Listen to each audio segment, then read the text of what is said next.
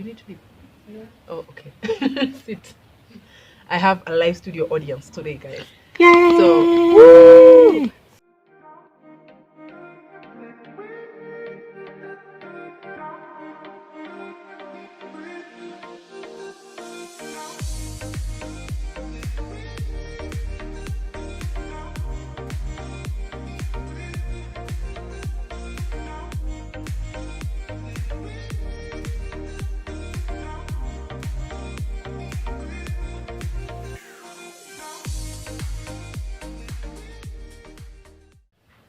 Hi guys, welcome to my YouTube channel. In case you're new here, hi, my name is Sandy Joan, and welcome to the Sandy Game.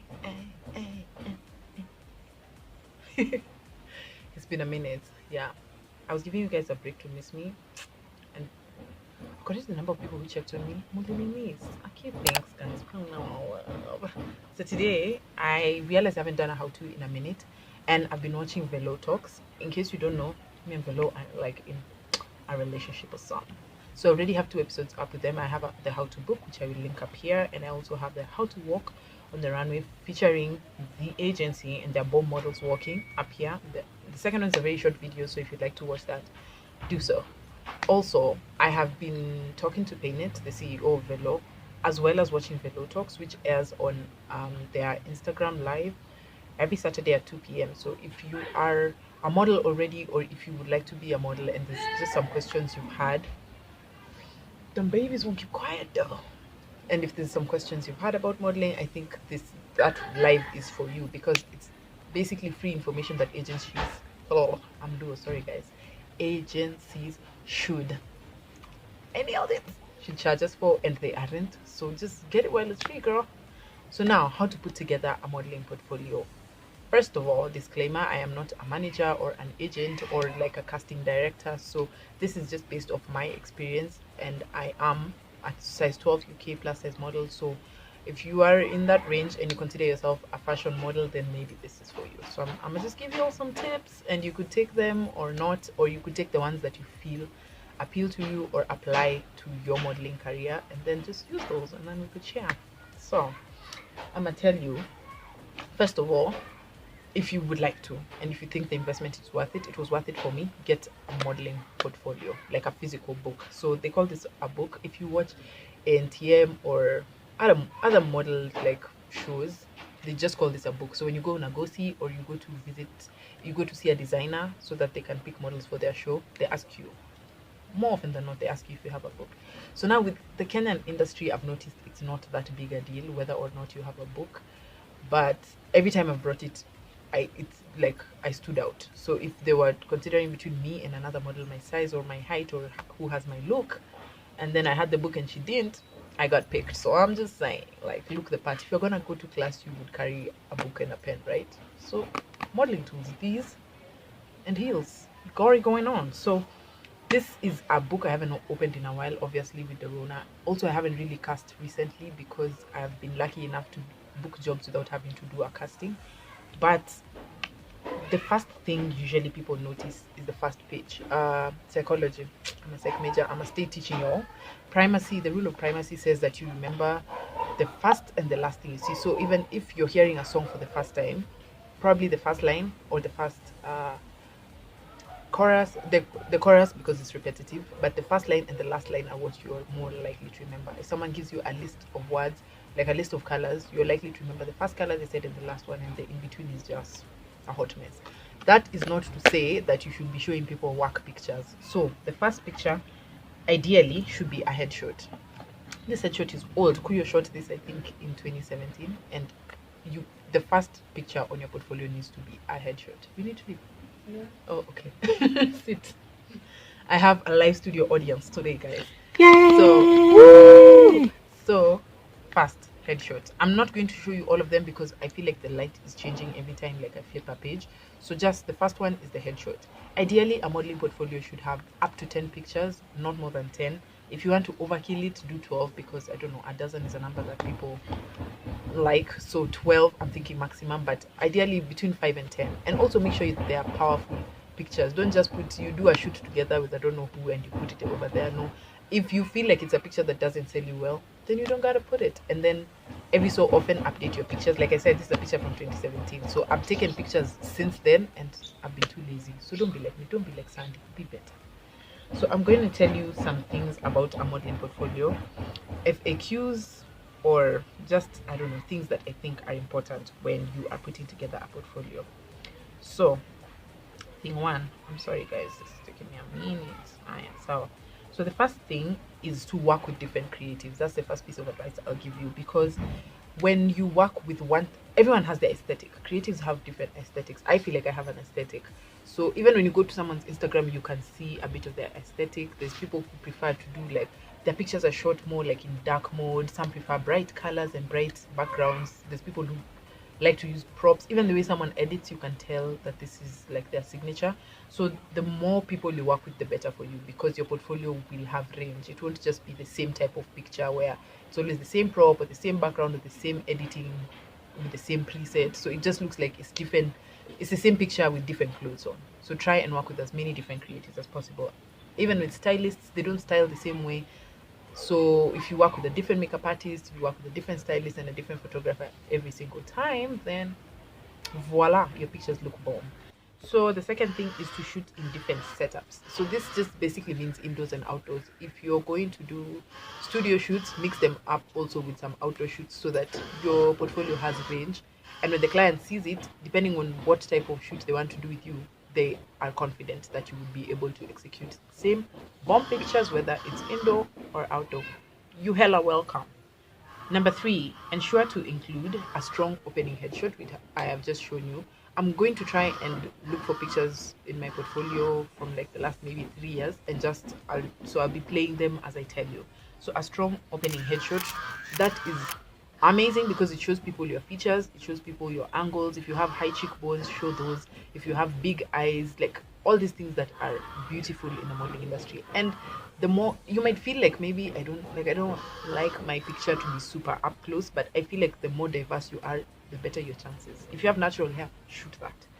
So then you also need a strong closing editorial shot. Like I was saying, primacy means you're going to remember the first picture and the last picture you saw. So make sure the first and the last pictures are strong. So picture number 1 and picture number 10 must be strong. An editorial shot will be better because more often than not it shows your full body, and whether you're sitting or standing, it will show range, and it will show like that you can act a role. So even if it's for commercial modeling, that they can see you maybe in action doing something, or just with props around you, like keeps it interesting. Another one is a plain background image. So this is kind of like a Polaroid. If you don't know what that is, like I don't know, I'm gonna leave some Polaroids. Come to think about it, I have never shot any Polaroids, but I have some Polaroids from some of my model friends, and with their express permission, I shall be posting those for you. But you could do this with subtle makeup. Girls know the no makeup look, where guys think, oh, I love this girl because she doesn't wear makeup, but she's actually wearing foundation and lip gloss, and she's wearing like eyeshadow, but it's her skin tone. Yeah, she has makeup on. You're welcome, now you know. So you could do that subtle look or no makeup at all if you're comfortable doing that, and shoot it in Polaroid. And then Polaroids don't have to be expensive. You don't even have to go to a photographer. If you have a good camera phone, you can just shoot those at home with a plain white background. You do like a headshot, a side, a profile, a full body shot, and like one just showing, you know, your character. If you're a smiley girl, do that. Then you need a tear sheet. It would be nice to have this. So it's exactly what it sounds like you tear a sheet of paper. So if you've done like an editorial for a magazine, like I don't know, Eve Woman, or you've been in True Love or Drum, any of the fashion magazines you have. Couture used to be a really good fashion magazine when they were still around. So if you've done any of those, like literally just tear that page and put it in your portfolio so that they know you are a cover girl and you have been on a cover. So like you can do this, you be doing this.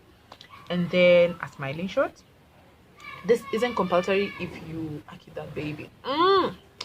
This isn't compulsory if you consider yourself a fashion model, if that's how you got into the industry through fashion. But if you're a commercial model, or if you just have a cute smiling shot that you would like to include, you never know, you could book commercial gigs like that. So a cute smiling picture would be nice. I'm gonna show you one of those as well.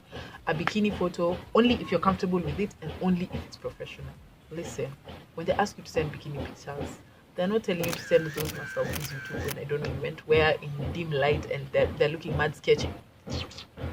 They are saying wear a bikini or a swimsuit or a bodysuit go to a studio and have your picture taken professionally and edited.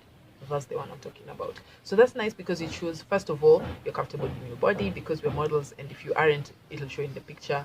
Secondly, it shows your body so that if you don't have like outfits, like if you don't have a picture like with a bodycon that shows your full body, you could post those instead.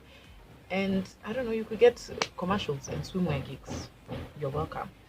Then more editorials. So just throw in editorials in there because I said 10 pictures and I think I've mentioned 4 or 5.